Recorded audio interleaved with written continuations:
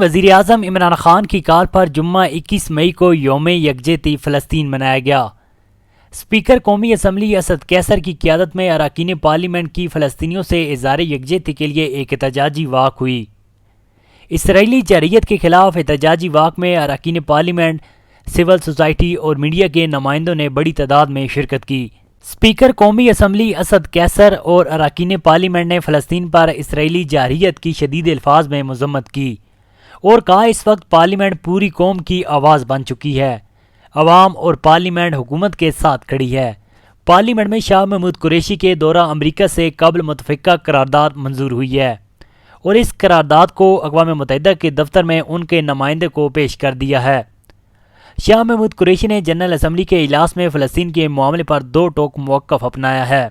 ہم آزاد فلسطینی ریاست کے قیام تک اپنی حمایت جاری رکھیں گے۔